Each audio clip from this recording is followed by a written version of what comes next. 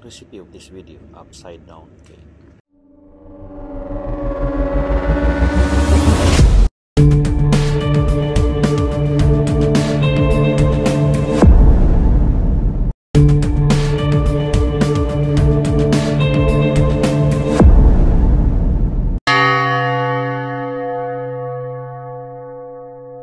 Hello mga ka-cravers, welcome back to my YouTube channel, and to this vlog, magawa tayo ng cake.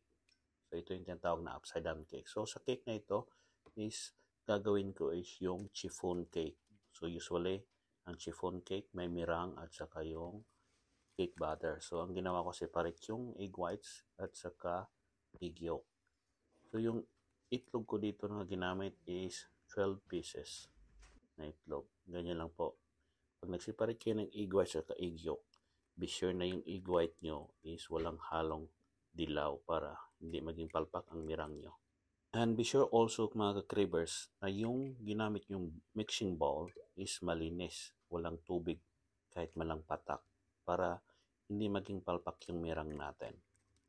So ganyan lang po mga ka-cravers ang pag-separate ng egg whites at egg yolk. So, sundan nyo lang kung ano yung napanood nyo sa video na ito para naman makakawa rin kayo ng cake na ganito sa bahay niyo. So, pwede nyo i-try ito sa bahay niyo mga cravers.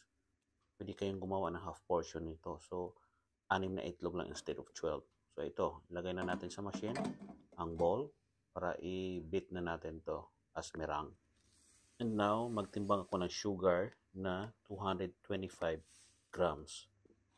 So, itong sugar naman mga cravers, ito yung para sa cake batter natin. So, 3 tablespoon lang siya na sugar ang gagamitin natin para hindi masyadong matamis yung cake natin. And then, isama ko na rin dito yung ibang mga dry ingredients tulad ng salt. So, iodized salt ang gamit ko dito mga cravers. So, ang sukat ng salt natin is 3/4 teaspoon lang po ang salt natin na gagamitin. Ayan. Yan po yung 1/4 teaspoon na panukat. So, dapat yung mga dry ingredients, sakto yung timbang mga cravers. So, now, ang isunod natin is yung vegetable oil. So, gumamit ako dito ng 3/4 cup na vegetable oil para sa ating cake. And then, magtimbang tayo ng cake flour mga cravers. So, ang gamit ko dito ng cake flour is 300 grams na cake flour sa ating chiffon cake.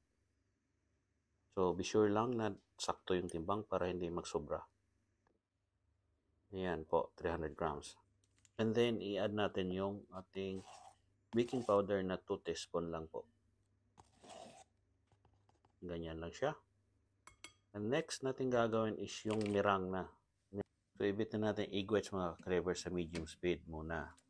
Para pag nagka-bubbles na ng konti, saka natin i-add yung ating cream of tartar. Pero kung wala kayong cream of tartar, pwede kayong gumamit ng lemon juice. So, gamit ko dito na cream of tartar is 3 teaspoon po yung gamit ko dito. Ayan po, nag-add na ako ng cream of tartar. Yun. 3 teaspoon lang. Pag lemon juice, ganun din, 3 teaspoon.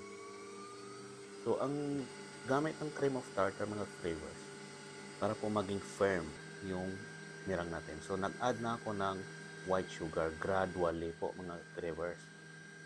Paunti-unti lang po, huwag yung biglain.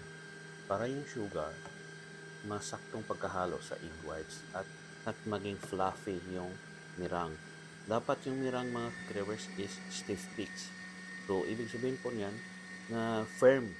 Hindi siya magliko pag inangat nyo niya yung whisk. At tulad po nito mga cravers, dapat ganyan po siya. So, ito, ready na yung mirang natin. So, next natin gagawin mga cravers, yung cake batter natin. So, nilagay ko yung egg yolk sa mixing bowl. Then, i-whisk na natin to mga cravers gamit ang hand mixer machine. And then, i-add na natin yung ibang ingredients tulad ng sugar. Ganyan lang po, i-whisk lang, continuous whisk. And then, i-gamitin yung spatula para yung mga nasa gilid ipon sa gitna at ma-whisk din. Then, i-add na natin yung vegetable oil. Ganyan lang po siya mga cravers. Napaka dali lang pong sundan ang video na to. So, in-add ko na yung flour dito mga cravers. Hindi ko muna pinandar para hindi maging puti yung mukha nyo. So, ganyan lang po. Nakadali. And then, sunod natin ilagay is yung milk. Yung milk na gamit ko dito is 3/4 cup din na milk. Fresh milk na yung gamit ko dito mga cravers. Pwede kayo gumamit ng evaporated milk. So now, i-mix na natin ulit until maging fluffy yung cake batter natin. Be sure mga cravers, yung lahat ng ingredients na sa mixing bowl is ma-mix na thoroughly. So, gamit tayo dito ng spatula para kunin yung nakadikit sa gilid at ilagay natin sa gitna. So, tulad ng gagawin ko. Ganyan lang po. Ilagay mo natin. And then, i-whisk again para sure na mapino lahat yung mga dry ingredients na ginamit natin dito sa cake batter. So, pinahid-pahid ko lang dyan mga cravers na dito. And then, i-whisk natin ulit para maging pino or fluffy yung cake batter natin. Saka natin to i-cut and fold yung mirang natin. So, continuous lang na mixing. And then, okay na to siya mga cravers. So now, i-ready na natin yung baking pan. So since wala akong baking pan na malalim, so yung ginamit ko dito is yung kaldero ko. Lagyan ko ng melted butter, pinahiran ko sa gilid, at lagyan natin ng wax paper or parchment paper or baking paper na gamitin natin. Ilagay sa gilid para hindi masyadong madikit yung cake natin. So, ganito lang po yung paglagay ng wax paper mga cravers. Didikit na po yan kasi nga pinahiran ko na yung gilid niya ng melted butter. So yung sa ilalim, hindi po natin lalagyan kasi ilagay po natin din dyan yung sugar, butter, at saka yung sliced pineapple. So be sure lang mga ka-cravers na maging maayos yung paglagay ng wax paper at nadikit talaga siya sa baking pan or itong tulad ng ginawa ko, ginamit ko kaldero para hindi lalabas yung cake batter. So, ito, ready na to mga cravers. Ilagay ko na yung brown sugar ko na gamit dito para sa ating pineapple slice. And yan lang po. Hindi naman masyadong marami yung sugar nilagay. Nasa mga ano lang siya mga cravers. Nasa mga 1/2 cup lang. And then, ibuhos na natin itong melted butter lahat. Nasa mga 1/4 cup lang to siya mga ka-cravers. Ginamit kong butter dito. And then, i-arrange natin yung sliced pineapple. So, ang gamit kong sliced pineapple ito mga cravers is yung nasa lata na. Kasi, naka-cured na matamis yung lasa ng pineapple. So, nasa 6 na slice lang ang gamit ko dito mga cravers. Ganyan lang po. I-arrange ng maayos para maganda tingnan yung cake. So, next natin gagawin mga cravers is yung cut and fold sa ating cake. So, ito yung mirang at saka yung cake batter na ginawa natin. So, ganyan lang po. Yung pag-cut and fold, be sure na hindi maangat na mataas yung spatula para hindi po maging palpak ang ating chiffon cake. So, ganyan lang po. Pag-cut and fold mga ka-cravers. Hanggang matapos po yung mirang sa paghalo ng ating cake batter. Medyo nakakapagod po itong gawin mga cravers kasi nga maano sa kamay, masakit. So, pagtiyagaan na lang na matapos para hindi maging palpak yung cake na gagawin nyo. Ganyan na po. Madali ang pag-cut and fold. Iikot nyo lang yung mixing bowl while iniikot din yung spatula sa pag-cut and fold ng ating mixture na chiffon cake. So, ito, patapos na. Ang sunod natin gawin is ilagay natin sa ating ginawa na baking pan na may pineapple at saka sugar and butter para i-bake na natin ang cake na to.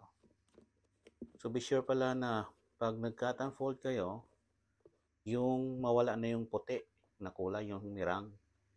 Talagang totally nakahalo na siya yung kulay na cake natin. Hindi ganyang puti. So, ihalo, continuous lang paghalo until matapos na yung proseso. So ito mga cravers, patapos na at saka ready na to. So pwede na tong ilagay natin sa ating baking pan na nilagyan natin ng pineapple at sugar. So now, ganito po ang itsura mga cravers ng ating mixture.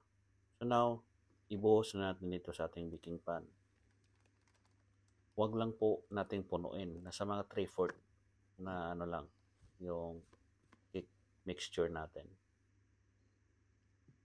And then, itaktak ng konti para yung hangin sa gitna is matanggal.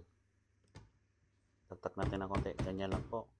And then, i-bake na natin ang ating cake at 170 degrees Celsius mga kabakers for 1.5 hours po kasi malaki yung cake natin. So, ganyan ang itsura. So, 1.5 hours. Ito na. Tapos na. I-open natin. Huwag nyo munang i-open kung hindi matapos yung oras kasi babagsak po yan pag nahanginan. So, ganyan itap and be sure tusukin lang ng bamboo stick. Kung wala nang nadikit sa bamboo stick, ibig sabihin yung cake is luto na. So, ganyan lang po. So, tanggalin natin sa oven mga kakribers at ipalamig ang cake bago natin itaob para mag-sit yung caramelized sugar doon sa ibabaw ng cake. So, next, ilagay natin yung tira na mixture. Nilagay ko po sa muffin molder. So, ito na po yung itsura ng cake mga kakribers. At yan, tinaob ko na. So, ito yung naging muffins natin. Napakasarap, parang mamon. And now, hiwain na natin ang ating upside down cake, mga cravers. Na nakita nyo, hindi po siya ma-liquid yung ibabaw. Kasi nga, nilagay ko yan sa terrace. Kasi malamig po doon sa labas. Kaya, ang nangyari, yung caramel niya is nag-sit, tumigas. Dapat mabasa-basa yung sa ibabaw niya, mga cravers. Pero okay na rin yun po. Ito na yung finished product, mga cravers. Maraming salamat sa panonood. Bye-bye!